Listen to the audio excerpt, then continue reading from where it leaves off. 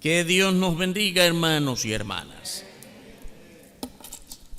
Vamos a tomar la palabra del Señor una vez más y vamos a ir a la carta de Pablo a los Efesios y leer allí el capítulo 2, los versos 19 al 22. Efesios 2, 19 al 22, dice así la Escritura: Así que ya no sois extranjeros ni advenedizos, sino conciudadanos de los santos y miembros de la familia de Dios, edificados sobre el fundamento de los apóstoles y profetas, siendo la principal piedra del ángulo Jesucristo mismo, en quien todo el edificio bien coordinado va creciendo para ser un templo santo en el Señor, en quien vosotros también sois juntamente edificados para morada de Dios en el Espíritu. Amén. Vamos a orar. Padre bendito, te damos gracias por la palabra que ha sido leída. Gracias por darnos una vez más el momento hermoso de reunirnos, de alabar tu nombre con los cantos y cada uno de las formas en que hemos podido alabarte en esta mañana. Gracias por quienes pudimos llegar. Ahora, Dios, queremos rogarte que tu Espíritu abra nuestro corazón, nuestra mente, nuestro entendimiento para recibir esta exhortación de hoy. Oh Padre, que seamos iluminados para entender bien esta palabra y ponerla en práctica delante de nosotros en nuestra vida diaria. Oramos, Padre, agradecidos, que seamos edificados en todo esto, para gloria de tu nombre, en el nombre del Señor Jesucristo. Amén. Hermanos, este tema de hoy vamos a considerarlo bíblicamente. Un edificio vivo llamado la iglesia. Un edificio vivo llamado la iglesia.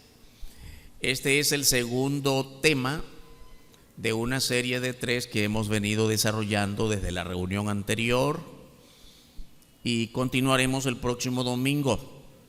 Es una serie de temas distintos enfocados en la iglesia. El avivamiento de la iglesia, el surgimiento de la iglesia. Y hoy, la iglesia como edificio vivo. Es una expresión bíblica. No es una afirmación poética nuestra, no, es la Biblia que dice que nosotros como iglesia somos un edificio vivo. Y la Biblia nos afirma que somos un edificio con ciudadanía propia. Oiga bien, un edificio con ciudadanía. Sí, de eso está hablando la palabra aquí. Con ciudadanía propia. Somos llamados la familia de Dios. Mire bien, cuántas expresiones hay en la Biblia que nos llaman a pensar. Edificio vivo, familia de Dios, hijos de Dios, hermanos en Cristo, cuerpo de Cristo. Y cuántas veces nosotros hemos repetido y dicho una y otra vez todas estas expresiones sin llegar a entender con claridad qué significan y cómo tienen que llegar a ser aplicadas a nuestra vida diaria. Porque si realmente somos miembros del cuerpo de Cristo, miembros de la iglesia de Dios, eso nos llama a responsabilidades que cumplir todos los días. Somos la familia de Dios. Ahora, si somos de Dios, ya no vivimos de acuerdo a las normas de este mundo. Creo que todos estamos de acuerdo en que cuando participamos oficialmente, formalmente, por nuestra propia decisión en alguna institución, en alguna organización, no es solamente de que nos digan bienvenido, ya es parte del club, de la asociación, de la sociedad, del equipo. Bienvenido, qué bueno. Bueno, sí, solo vine y me dijeron que ya soy parte. No, primero hay reglas, hay normas, hay disciplina, hay orden. Y donde hay orden, ahí qué bueno, hay que estar porque El orden siempre conduce a metas claras. Así que nosotros somos llamados la iglesia del Señor. Y si somos llamados iglesia, hay normas también. Hay principios. Ahora, por supuesto que cuando hablamos de iglesia siempre hay que entender lo que aprendemos en los primeros días de ser creyentes. La iglesia de Jesucristo en todo el mundo, somos tan iglesia de Cristo nosotros como los que se reúnen por allá y los que se reúnen por allá, que también alaban al mismo Señor y usan la misma palabra de Dios, y tenemos las mismas convicciones de la palabra. Somos hermanos en Cristo con los hermanos de este país y con los de aquel otro y con los de aquel otro, que alabamos al mismo Señor y creemos en el mismo Señor Jesucristo. También la otra forma de entender la palabra iglesia local, ¿ya? Así que cuando hablamos de iglesia local, como nosotros somos diferentes de aquella otra y de aquella otra, porque cada una tiene su propio programa, tiene sus propios planes de desarrollo, tiene su propio esquema estructural, organizativo, tiene otros líderes cada uno, cada iglesia en particular. Ya. Pero cuando hablamos de la iglesia de Cristo en todo el mundo, un solo cuerpo, aunque no conozcamos a los de aquel país y a los de aquel otro, ni siquiera a los de la otra ciudad cercana a nosotros, somos parte del mismo cuerpo de Cristo, y ese cuerpo tan grande, tan inmenso, también tiene normas, y esas normas están en la palabra del Señor. Y eso es lo que la Biblia nos enseña, que por esa razón, por efecto de ser parte de esa iglesia, somos un cuerpo vivo, un edificio vivo. Ya no vivimos de acuerdo a las normas de este mundo. Recuerde tantas cosas que la Biblia dice: el que hurtaba, no hurte más. Eso es propio para cristianos. El que no es cristiano no entiende eso. Hurta y sigue hurtando. Hurtar es robar. Para nosotros dice: alto, ya eres cristiano, eres miembro del cuerpo de Cristo. Si robabas, no robes más. Si mentías, no mientas más. Si vivías en adulterio, no más adulterio. Si hacías fraude en tu trabajo, en tu familia, no más fraude. ¿Cuántas cosas más? Son las normas de la nueva vida en Cristo que nos hacen parte y nos identifican como miembros del cuerpo de Cristo, que se llama la iglesia. Y la Biblia aquí dice que cuando antes de ser cristianos nosotros éramos como extranjeros y advenedizos, pero que ahora en Cristo ya no somos extranjeros ni advenedizos. Extranjeros es todo aquello que es extraño, en este caso a la iglesia. Puede ser que en nuestros programas, en nuestras reuniones, estemos todos los cristianos, pero tengamos un invitado que por primera vez viene o que tiene tiempo de venir, pero que todavía no tiene a Cristo en su corazón como Señor y Salvador. No es salvo en Cristo. Sabe, es un extranjero. Puede tener un año de estar viniendo, pero sigue viviendo entre nosotros como un extranjero, un extraño. Hace muchos años, era yo un adolescente cuando el viento llevó a mi ojo una piedrecita pequeñita. Apenas la miraba. Y pasé varios días. Mis padres me llevaron al médico ahí, al oculista, y dijo, primera vez que yo oía eso. ¿Sabe qué pasa? Que este muchacho tiene un cuerpo extraño. Obviamente me resultó muy extraña esa expresión. Y cuando él explicó, dice, se llama cuerpo extraño a cualquier cosita extraña que hay en el cuerpo. Ya, cuerpo extraño, que estorba. En este caso en el ojo, puede ser en la garganta, puede ser en su hígado, puede ser todo aquello que no es propio del cuerpo, es cuerpo extraño. Aquella persona que puede estar viniendo, ya tengo un año de estar viniendo a esta iglesia, no es de Cristo todavía, no ha recibido a Cristo, no he hecho esa decisión personal. Usted sigue siendo un cuerpo extraño, no es parte del cuerpo vivo de Cristo. Eso es lo que dice aquí. Antes éramos extranjeros, antes éramos cuerpo extraño, pero ahora que ya estamos en Cristo, Ya soy propio del cuerpo, ya soy miembro del cuerpo. Y también éramos advenedizos ante la presencia de Dios. Ahora, la palabra advenedizo lo dice acá en el pasaje que leímos al comienzo. Ya, así que ya no sois extranjeros ni advenedizos. La palabra advenedizo es del griego paroikos. Significa algo cercano, pero no propio, no perteneciente. Mire bien cómo el apóstol Pablo, guiado por el Espíritu Santo, escribió esta carta a los Efesios y ocupó estas dos palabras que al final se refieren a lo mismo. Es extraño, es advenedizo, es no propio, no pertenece. Aunque esté presente, no pertenece. Eso éramos en Cristo, extraños y advenedizos. Pero ahora que estamos en Cristo, ya no somos más extraños, extranjeros. Ya no somos más advenedizos. Somos la familia de Dios. Y por eso, hermanos, no es extraño que nos llamemos hermanos. ¿Por qué es que nos llamamos hermanos? Porque somos hermanos. ¿Qué es lo que nos hace hermanos en la familia? Bueno, que somos hijos de papá y mamá. Somos hermanos en la familia. Tenemos los mismos apellidos y somos parte del mismo hogar. Por supuesto que hay muchas diferencias. Hay hermanitos que no se crían en el mismo hogar. Hay hermanos que no son de papá y mamá. Uno es de papá y otro es de mamá. Hay una gran cantidad de diferencias, pero estamos hablando de lo que significa el hogar establecido en el modelo de la Biblia. Papá, mamá, los hijos. ¿Qué es lo que comparten los hijos? La misma naturaleza sanguínea. Son hijos de papá y mamá.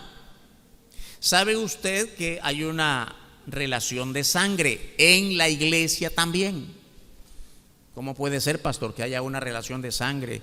Uno es de un apellido y otro es de otro. Somos de distintas familias y no tenemos que ver ninguna familia con otra. ¿Cómo es que hay una relación sanguínea? ¿Cuál es la sangre que nos hace en una relación, parte de una relación común? La sangre bendita de Cristo. Con la misma sangre del mismo Jesucristo hemos sido lavados todos los salvos en Cristo.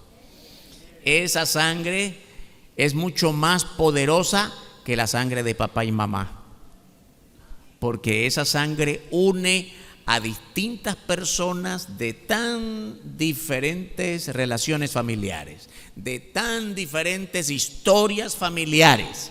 La sangre de Cristo que nos ha lavado de todo pecado es el punto común que nos hace ser hermanos de Cristo, hijos de Dios.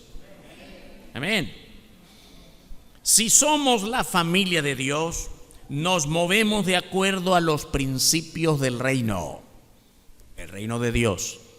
Sí, somos la familia de Dios, amén. ¿Qué significa eso? Que nos movemos de acuerdo a los principios del reino. Y somos conciudadanos de los santos. Allí mismo en Efesios capítulo 2, el verso 19, con el cual iniciamos, dice que somos ciudadanos de los santos y miembros de la familia de Dios. Conciudadanos. Se llama ciudadanos a los que nacieron en un país y comparten todo lo demás. Son de la misma ciudad, puede ser del mismo barrio, pueden ser vecinos, y aunque no seamos del mismo barrio, estamos en la misma ciudadanía del mismo país. En este caso todos nos llamamos nicaragüenses, los que nacimos aquí y los extranjeros que se nacionalizaron. Somos conciudadanos. Lo mismo es en la relación de cristianos. Los que hemos nacido en Cristo somos conciudadanos con todos los santos. Ahora yo quisiera que estemos bien claros a qué llamamos santos, porque en la tradición religiosa de nuestros países, de nuestros pueblos, santos es otra cosa. Santo es la imagen, o santa es la imagen que está en un nicho, en un cuadro, y se le merece adoración. Nadie merece adoración, pero los religiosos creen que sí, los paganos. Nosotros somos santificados en Cristo y eso nos hace santos. Cuando usted lee todas las cartas de los apóstoles, nos llaman santos. Y aun cuando el apóstol Pablo es duro, como por ejemplo los corintios, señala pecados duros de asimilar, les llama santos. Y usted puede decir, santos esos, si se señalan pecados terribles, sí, porque son lavados en la sangre de Cristo, a pesar de que se desviaron, a pesar de sus pecados. Los que hemos nacido en Cristo y somos nuevas criaturas en Él, somos reconocidos como santos a los ojos de Dios. Amén, hermanos. Esa es una buena noticia. Santos a pesar de mis debilidades, a pesar de mis truhanerías, a pesar de mi malicia, santo a los ojos de Dios. Amén, hermanos. Debemos gozarnos en ello. Pues en esa relación de santos somos conciudadanos con todos los santos que ya están en el cielo. Todos los hermanitos y hermanitas que ya pasaron de nosotros y están en la santa presencia de Dios, conciudadanos juntamente con ellos. Amén, hermanos.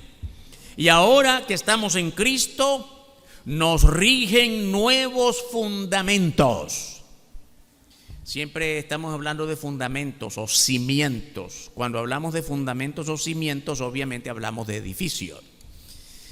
Tenemos un hermoso templo y aquí el edificio del colegio. Y mire, aquí hay 2 pisos, 2 niveles. ¿Usted cree cuánto vemos de aquí del nivel del piso hacia arriba? Unos cuantos metros hacia arriba. ¿Cuánto cree que hay hacia abajo?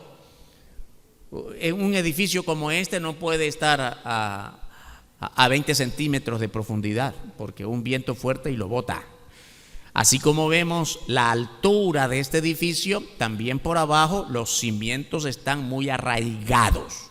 Cimientos, fundamentos. Ahora bien, eso es un edificio físico. La Biblia nos enseña ahora que nosotros como iglesia somos un edificio vivo.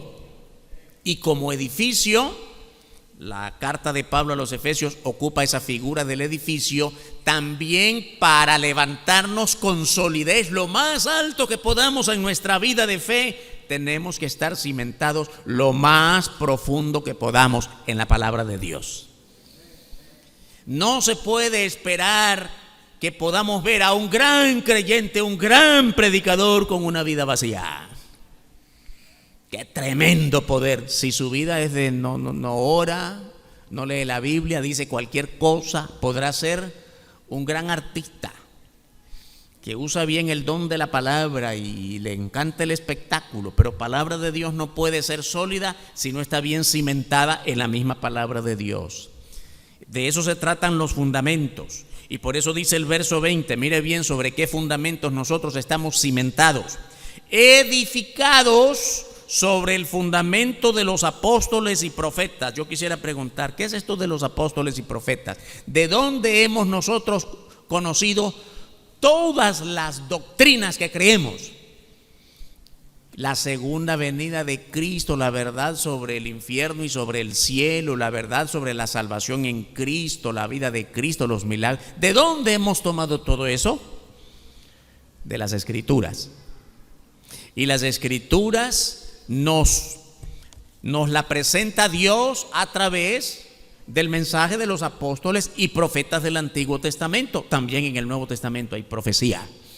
Así que de toda la Biblia, de los que escribieron las Escrituras, nosotros basamos allí en ese fundamento que al final es todo palabra de Dios. De la palabra de Dios nosotros tomamos nuestro fundamento, nuestras bases para elevar nuestra vida personal en Cristo como un gran edificio lo más alto que podamos. Igual que la iglesia en su conjunto. Los ministerios de la iglesia se elevan lo más alto que se puede, entre más profundas estén cimentadas sus raíces en la palabra del Señor Jesucristo. Dice que estamos edificados sobre el fundamento de los apóstoles y profetas, siendo la principal piedra del ángulo Jesucristo mismo. Quiere decir, la palabra de los apóstoles y profetas no fue palabra propia, la tomaron de la llenura del poder del Señor Jesucristo. de las enseñanzas del Señor Jesucristo, porque el Señor Jesucristo personalmente es la piedra más importante del ángulo, el ángulo más importante del edificio, la roca donde se levanta por sobre quien se levanta todo el edificio poderoso que se llama el Evangelio, que se llama la iglesia. La Biblia también nos enseña, hermanos y hermanas, que este edificio que está fundamentado en la roca de Cristo es un edificio que no está allí y se estancó, es un edificio que crece.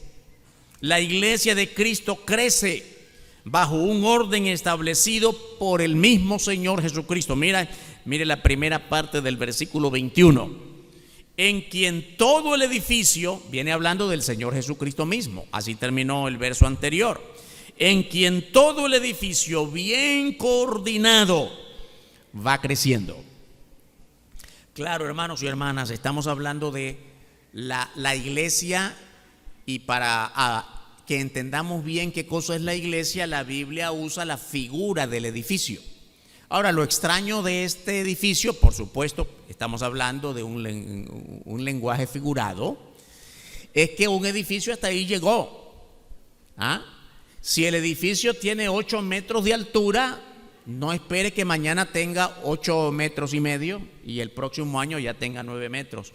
Un edificio no crece como un niño, estamos todos claros de eso, ¿no? Pero qué extraño que la Biblia dice que la iglesia es un edificio que crece. Claro, es un lenguaje figurado, es un lenguaje simbólico. Entonces somos llamados a crecer y a no parar de crecer. Por eso es que debemos preocuparnos, hermanos, cuando no crecemos. Y yo creo que siempre están pensando en números, ¿verdad? No crecemos. Antes éramos 40 y 10 años después seguimos siendo 40. Bueno, eso debe preocuparnos. Pero no es el primer paso para crecer. El crecimiento de la iglesia no puede medirse solo con números. El primer crecimiento de la iglesia es el crecimiento de tu fe de modo personal. El crecimiento de la palabra de Cristo en el corazón de tu propia familia. El crecimiento de nuestro testimonio como cristianos. El crecimiento de nuestra labor de predicar constantemente la palabra. Todas esas formas de crecimiento, por supuesto, que darán como resultado crecimiento numérico.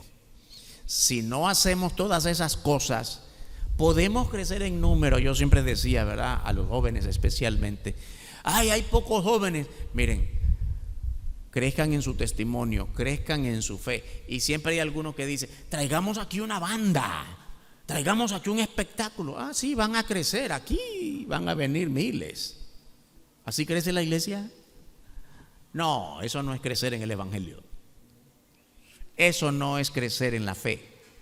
Crecer en la fe es crecer en tu identificación con Cristo para con el otro. Que el otro desee ser como tú a partir de cómo te has dejado cambiar por el Espíritu Santo. Amén, hermanos. Cuando nosotros como cristianos empecemos a ser ejemplo del vecino, el vecino va a querer ser como nosotros. Decía Pablo a la iglesia, sed imitadores de mí. Pero no terminaba allí la frase. Sed imitadores de mí como yo. Hermano, nosotros tenemos que ser imitadores de Cristo y que nuestra vida va a empezar a ser deseable a los ojos del mundo y todos van a desear estar con nosotros. Ese crecimiento final comienza con tu vida personal, la transformación de tu vida total, el crecimiento de tu fe y de tu testimonio. La iglesia de Cristo crece bajo un orden establecido por el mismo Señor Jesucristo y hay claridad en su caminar. Mire bien cómo dice, todo el edificio va creciendo a la vez. Dice, en quien todo el edificio, toda la iglesia, no uno por uno por allá. Hermanos, cada quien quiere crecer como quiere. Uno sí viene, el otro no viene. Uno sí ora, el otro no ora. Uno sí trae a su familia, el otro no. Hermanos, vamos creciendo sin coordinación. Aún muchos de nuestros programas como iglesia, un grupo por un lado y el otro por otro. Aún entre los miembros oficiales de la iglesia, y no estoy hablando de nuestra iglesia, hermanos, estoy hablando de en sentido general. En toda iglesia suele ocurrir lo mismo. Los liderazgos de las iglesias no siempre van caminando con el pensamiento coordinado. No todos tienen la misma visión ni los mismos deseos. Cada quien crece como quiere. Aquí dice que el crecimiento en Cristo de este cuerpo llamado el cuerpo de Cristo, todo el edificio crece bien coordinado, en quien todo el edificio, todo bien coordinado, porque es un crecimiento con claridad en sus metas, cada quien haciendo lo suyo, pero en el marco de un orden establecido como cuerpo. En todas las últimas semanas hemos estado insistiendo en el estudio del libro de los Hechos y las cartas de Pablo, cuando se nos dice que todos somos, en las cartas de Romanos y de Corintios, a los romanos y a los corintios, todos miembros los unos de los otros, cada uno de los miembros haciendo lo suyo en particular, miembros, coordinado, todos miembros del mismo cuerpo, en quien todo el edificio va creciendo bien coordinado y su crecimiento es constante y no acaba. Dice, va creciendo, no deja de crecer. El cuerpo de Cristo, cuando hace su labor basado en la palabra de Dios, no deja de crecer.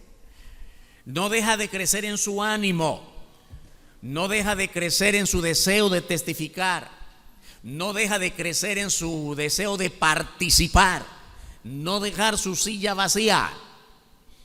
Hermanos y hermanas, ¿cuánto nos hace falta entender bien lo que significa ser parte del cuerpo de Cristo? Cada creyente salvo en Cristo es morada de Dios. Parte de los fundamentos de ser de la iglesia es que entendamos bien que somos morada de Dios. La segunda parte del verso 21 y el verso 22 dice: para ser un templo santo en el Señor. Hermano, hermana, ¿somos un templo santo? El templo no es el edificio somos nosotros. El edificio en el mismo sentido figurado del lenguaje que viene usando el apóstol en esta carta. El edificio, el templo, somos nosotros, el templo espiritual, y somos un templo santo a los ojos de Dios. No somos el club, la asociación, el equipo del mundo. Qué bueno que todo eso es parte del desarrollo de una cultura, de una sociedad, pero nosotros somos distintos a eso, a todo eso, somos distintos. El cuerpo de Cristo es un cuerpo espiritual, con metas celestiales y solo para glorificar el nombre del Señor. Somos un templo del Señor, en quien vosotros también sois juntamente edificados para morada de Dios en el Espíritu. Vosotros, ahora está hablando de los individuos, en quien cada creyente está siendo edificado, crece cada día más para ser morada de Dios en el Espíritu Santo. La frase que el mismo apóstol Pablo usa para los corintios es: ¿no entienden que son morada del Espíritu Santo? ¿Acaso no sabéis que sois templo del Espíritu de Dios? Y yo creo que esa pregunta hay que hacérnosla nosotros cuando hacemos lo malo, cuando nos debilitamos en la fe, cuando perdemos el gozo en la oración, cuando ya no oramos, y cuando oramos de modo egoísta y no oramos por los demás ni por los planes de la iglesia, y olvidamos que somos templo del Espíritu Santo. Y por eso vale la pena que nosotros hagamos la misma pregunta para nosotros mismos. ¿Acaso he olvidado que soy templo del Espíritu Santo? ¿Cuántas veces actuamos como si ya lo olvidamos? Y nos volvemos como un simple club de amigos en el trabajar de la iglesia. Crecemos porque Dios mismo mora en nosotros mediante la presencia viva del Espíritu Santo. El Espíritu Santo no deja tu corazón, no se va, ahí está. Lo tienes contristado, esa es otra cosa. El Espíritu Santo mora en mí, pero no dejo que el Espíritu Santo me guíe en tomar mis decisiones. Las tomo yo, no importa si me equivoco. Voy por el camino donde yo creo que es mejor, aunque el Espíritu Santo está en mí. La Biblia dice claramente que cuando esto ocurre es que el Espíritu Santo está contristado. Lo tengo arrinconado, me grita pero no le oigo, me guía pero no le obedezco. El Espíritu Santo nos lo ha dado Dios de modo permanente para que obedezcamos a su santa voluntad. Y es la manera en que cada uno de nosotros tiene que seguir creciendo. La iglesia del Señor Jesucristo, hermanos y hermanas, es un edificio que se disciplina de acuerdo a las normas establecidas en las Escrituras. Yo creo que hay muchos hermanos en diferentes iglesias a quienes les cuesta entender la palabra disciplina. Pertenecen a una iglesia, pero no se disciplinan en ella.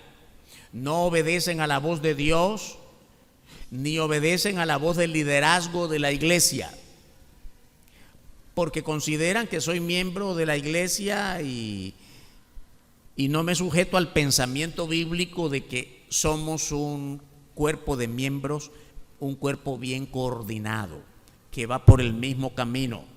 Esto habla de la disciplina, hermanos y hermanas, la responsabilidad de identificar el pecado y desecharlo. ¿Cómo lo hacemos? Primera de Corintios, capítulo 5, versículos 1 y 2, nos dice así. Pablo escribiendo y con cierta dureza a la iglesia en Corinto, dice la palabra: de cierto se oye que hay entre vosotros fornicación, y tal fornicación cual ni aún se nombra entre los gentiles, tanto que alguno tiene la mujer de su padre. Oye, qué escándalo esto, ¿no? Qué duro esta realidad. Y dice el versículo 2: y vosotros estáis envanecidos. ¿No debierais más bien haberos lamentado para que fuese quitado de en medio de vosotros el que cometió tal acción? Oiga bien, qué exhortación más clara. Dice Pablo. ¿Saben qué, hermanos? Me he dado cuenta, Pablo no está allí entre ellos, él recibió la información y por eso escribe urgentemente la carta para exhortarles. Me he dado cuenta que hay pecado entre ustedes, el pecado de fornicación. Seguramente que habían otros, hermanos, pero habla de este como el más importante de todos. Entre ustedes hay fornicación, y tal fornicación que ni siquiera hay entre los vecinos, que uno de ustedes vive con la mujer de su padre. Qué cosa tan terrible, hermanos.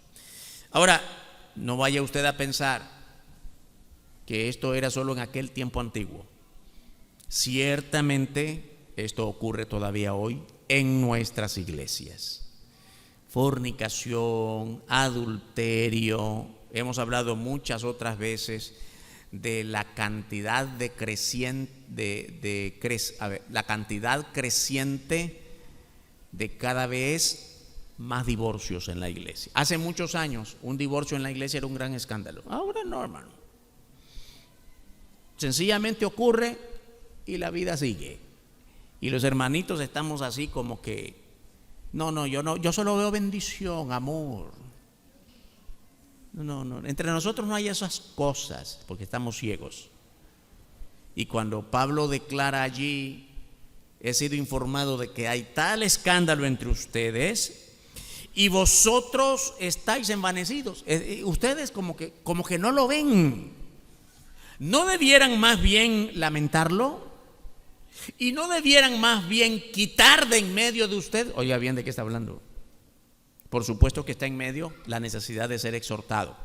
Cuando la iglesia es sensible a la presencia del Espíritu Santo, todos deberíamos sentir un enorme estorbo en nuestra vida cuando descubrimos que hay pecado, cualquiera que sea. Un hermano descubierto en robo, en fornicación, en adulterio, en fraude, en vicios, en todo tipo de pecado. Si somos sensibles a la presencia del Espíritu Santo, deberíamos sentirnos estorbados. Porque una iglesia no puede crecer mientras haya uno que esté llenando de levadura. Iba a decir algo, pero mejor me atrevo a decirlo. Una manzana podrida pudriendo a la iglesia. Eso es así. Una fruta podrida hay que sacarla del canasto, porque puede provocar un desastre. Y dice el apóstol Pablo, ¿no deberían ustedes sacar esa manzana podrida? Si ya se le llamó la atención, si ya hubo un proceso de atención pastoral y no hay manera en que se levante e insiste en su pecado, ¿qué más queda? Dice aquí, ¿no deberíais haberlo quitado de en medio de vosotros al que cometió tal acción? La Biblia nos muestra, hermanos y hermanas, que había pecado en la iglesia y que todos estaban envanecidos, quiere decir enceguecidos. No se ve, aquí no, hasta lo negamos. No es cierto, aquí todo está muy bien, sin actuar, sin enfrentar el pecado. Estamos hablando del cuerpo de Cristo, hermanos y hermanas. Estamos hablando de un cuerpo que debe levantarse, que debe crecer en pureza y santidad todos los días. Y cuando hay hermanos, hermanas, matrimonios, familias viviendo fuera de toda forma de santidad, la iglesia está envanecida. No puede crecer. Dios no puede bendecir esa congregación. La Biblia enseña que la iglesia tiene que actuar con firmeza para enfrentar toda forma de pecado en medio de ella. Sí, eso nos dice la Biblia. Mira el versículo 2. ¿No debierais más bien haberos lamentado para que fuese quitado de en medio de vosotros el que cometió tal acción? La Biblia enseña que la iglesia tiene que amonestar y por último desechar al que causa la contienda. Podemos ir a la carta de Pablo a Tito en el capítulo 3 y leemos allí el versículo 10. Tito 3:10. Dice la palabra: al hombre que cause divisiones después de una y otra amonestación, deséchalo. Aquí desecharlo es lo mismo que Pablo dijo a los corintios, que sea quitado de en medio. Ahora bien, vamos a dejar claro aquí que el mensaje del evangelio no es primero de dureza, de juicio y de apedreamiento. No. Mire bien lo que dice aquí la carta de Pablo a Tito, lo dice claramente. Al hombre que cause divisiones, ¿lo está leyendo conmigo? ¿Qué debemos hacer primero? Después de una y otra amonestación.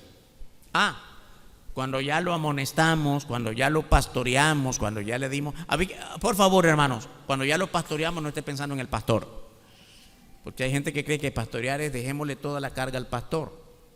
Suficiente carga tiene con estar enseñando. Pero bien, aquí la labor pastoral es de toda la iglesia. Del equipo de escuela dominical, de los diáconos y diaconisas, y de los líderes de cada grupo, y de quiénes más, de los discípulos, pero de quiénes más, de cada creyente en particular. En orden, ¿verdad? Usted sabe que alguien no anda bien, claro, tiene que hablar con algún consejero o con el pastor en última instancia. Pastor, he visto que esto está ocurriendo con alguien. Enfrentemos esto juntos, por supuesto. Empezamos orando y vamos a hablar con la persona para, ¿cuál es la palabra que usa aquí Tito 3:10? Amonestarle. Y cuando ya la persona es amonestada con la palabra, no con el juicio humano, sino con la palabra, en amor. ¿Cuál es el propósito? Restaurarle. Pero la persona insiste en su pecado.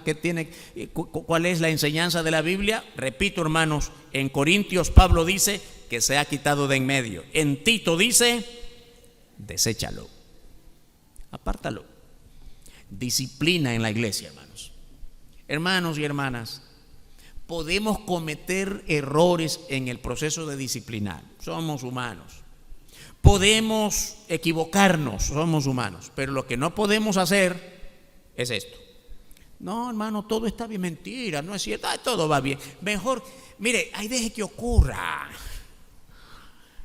De todas maneras, cada quien va a dar cuenta a Dios. Sí, nosotros como iglesia vamos a dar cuenta a Dios cuando actuamos como ciegos, si no enfrentamos el pecado y no ejercemos disciplina. ¿Cuánto tenemos que aprender a ser la iglesia de Cristo? Y qué fácil es celebrar cada aniversario, 50 años, 55, 60, vienen más, y la iglesia no crece porque seguimos llenos de nuestras propias vanidades y el edificio se quedó estancado. La Biblia nos enseña, hermanos y hermanas, que la disciplina de la iglesia tiene sus propósitos. No todo en la iglesia se hace por cumplir meros ritos y que no tenga resultados. La Biblia nos enseña que toda decisión tomada de acuerdo a su voluntad tiene grandes propósitos. El primer propósito es honrar al Señor Jesucristo manteniendo la pureza del cuerpo, manteniendo la santidad del cuerpo, manteniendo la comunión unos con otros dentro del cuerpo. El cuerpo somos nosotros, hermanos. Manteniendo la buena relación entre todos nosotros como cuerpo y la cabeza, que es el Señor Jesucristo. Ya recuerdan que en estos últimos días hemos hablado de esto. ¿Cómo funciona un cuerpo desprendido de la cabeza? Hemos hablado de esto. El cerebro está enfermo, desde la cabeza está enfermo y no hay coordinación con el cuerpo. Quiero moverme, pero mientras yo quiero ir a este lado, la cabeza me guía para el otro. No hay buena coordinación entre la cabeza y el cuerpo. No puede funcionar un cuerpo, no puede funcionar bien un cuerpo llamado la iglesia si está desprendida de su cabeza, que es el Señor Jesucristo. Tiene que haber una total coordinación, un gran sentido de humillación y de comunión con el Señor entre la cabeza, que es el Señor, y todo el cuerpo y cada uno de los miembros del cuerpo, que somos nosotros, la iglesia. Honrar al Señor Jesucristo es el primer propósito de mantener una santa disciplina en el cuerpo, manteniendo la pureza. Primera carta a los Corintios capítulo 5 versos 6 y 7 dice la Escritura: no es buena vuestra jactancia. ¿No sabéis que un poco de levadura leuda toda la masa? Limpiaos pues de la vieja levadura para que seáis nueva masa, sin levadura como sois, porque nuestra Pascua, que es Cristo, ya fue sacrificada por nosotros. Esta última parte, el sacrificio de Cristo no puede ser en vano, allí en la cruz. El sacrificio de Cristo es tal que solo puede resultar en un cuerpo purificado y santo, sin levadura. Aquí la levadura, hermanos, muchas veces hemos explicado que es una figura de lo que se le pone al pan, a la masa, a la harina, para que el pan se inflame. Ahora, qué bueno cuando el pan está bien hecho. La levadura en el pan no hace daño, pero es una figura para que podamos entender que la levadura es todo aquello que inflama, en el sentido un poco negativo. Cuando hay levadura, cuando hay pecado, mire, un pecadito, 1 o 2 o 3, y eso va creciendo, se inflama el ego, la jactancia. Y cuando usted viene observando algunas desavenencias en el cuerpo, algunas contradicciones, esto no está bien, y usted habla con el líder y le dice: pues yo creo que no, todo está bien. Que dice aquí el apóstol Pablo, guiado por el Espíritu Santo: no es buena vuestra jactancia. No es bueno el orgullo que ustedes tienen. Somos la mejor iglesia del mundo. Mire, aquí no ocurren esas cosas. Y cuando ocurren, dejemos que ocurra, porque Dios es amor, Él sabrá hacerlo. No es buena vuestra jactancia. No es buena vuestra ceguera. No es bueno vuestro envanecimiento. Límpiense de tal mala levadura. Desechen tal mala levadura, porque debemos llenarnos de la nueva masa, sin levadura de maldad, que es la presencia del Señor Jesucristo. Disciplina, hermanos. La iglesia, todo el cuerpo de Cristo en cualquier parte del mundo, necesita disciplinarse de acuerdo a la palabra de Dios. El propósito primero es glorificar el nombre de Cristo. Un segundo propósito, restaurar a los pecadores. Sí, míralo bien en Mateo capítulo 18, verso 15. Por tanto, si tu hermano peca contra ti, ve y repréndele estando tú y él solo. Si te oyere, has ganado a tu hermano. Qué bendición, hermanos. ¿Cuál es el propósito de exhortarnos, de amonestarnos, de orar unos por otros, de señalarnos cuando estamos mal? Ganar a tu hermano. No es darle la salvación, que siempre decimos ganarlo para Cristo. No, ya es salvo, pero está en pecado. Ya es salvo, pero se ha desviado. Ya es salvo, pero su mal testimonio está dividiendo la iglesia, está trayendo pecado a la iglesia, está haciendo levadura y mala masa en medio de la iglesia. Pero si lo amonestamos y él abre su corazón a la reprensión, has ganado a tu hermano, lo has restaurado al modelo de Cristo. Qué bendición, hermanos, que nosotros hagamos esta labor de ser instrumentos de Dios para restaurarnos unos a otros en el amor del Señor. El primer propósito no es correr a cualquiera. El primer propósito no es denunciarlo. El primer propósito es ganarlo para que vuelva al buen camino de la rectitud y de la santidad. Otro gran propósito de la disciplina, hermanos, hermanas, desalentar a otros de pecar. Cuando la iglesia se preocupa por el pecado de alguna persona, de alguna familia, de alguien, y los otros ven cómo la iglesia hace su labor, otros se detienen de pecar, se desalientan para no seguir pecando. Primera carta a Timoteo capítulo 5 versículo 20, dice la escritura: a los que persisten en pecar, repréndelos delante de todos. Delante de todos, hermano. Oiga bien, ya hemos estudiado muchas otras veces esto. Delante de todos es la última instancia, pues la Biblia en Mateo nos habla, en temas anteriores hemos abordado esto: ve tú, repréndele, si no, trae 1 o 2 testigos, si no, tráelo a la iglesia. En la última instancia, repréndelos. Si no recibe la exhortación que dice aquí, repréndelos delante de todos. ¿Para qué? Fíjese bien cómo termina el versículo: para que los demás también teman. Ay, hermano, yo no sabía que ser de la iglesia es como ser del ejército, hay una disciplina. Bueno, es mucho más que ser del ejército, ¿sabe eso? El ejército de Cristo es un ejército de santidad para la eternidad. ¿Ya los asusté, hermanos? Ay, yo no sabía que eso era así en esta iglesia. No, en esta y en cualquier otra donde se predique la palabra. Si se predica la palabra, esta es la exactitud que Dios requiere de nosotros en una vida de santidad.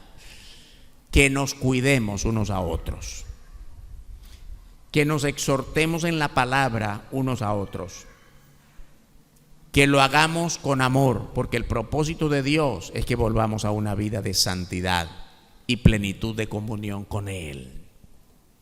Todos los que hemos creído en Cristo somos salvos por su gracia, y como consecuencia Dios nos ha dado el gran privilegio de conformar la iglesia, el cuerpo de Cristo. No podemos seguir viviendo como si nada hubiera ocurrido cuando pasamos a ser cristianos. La iglesia a la que pertenecemos tiene la autoridad de parte de Dios de ejercer disciplina sobre cada uno de nosotros, para que toda persona a nuestro alrededor pueda observar que sí somos diferentes al mundo y que el Espíritu de Dios mora en nosotros. Nuestra vida en santidad es un instrumento en la mano de Dios para que otros crean y sean salvos. Vamos a orar. Padre nuestro, gracias por tu palabra, gracias por la exhortación que nos has dado en esta mañana. Rogamos, Padre, que pueda ser aplicada en nuestra vida cada día, en todo lo que hacemos, en todo lugar donde nos movemos y andamos.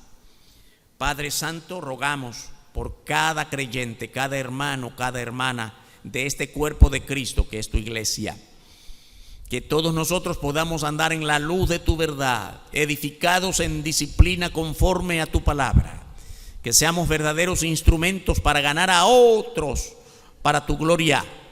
Ayúdanos a hacer la iglesia en la altitud, en la altura del carácter de Cristo. Bendito tu santo nombre, en el nombre eterno y glorioso del Señor Jesucristo. Amén. Dios nos bendiga, hermanos y hermanas.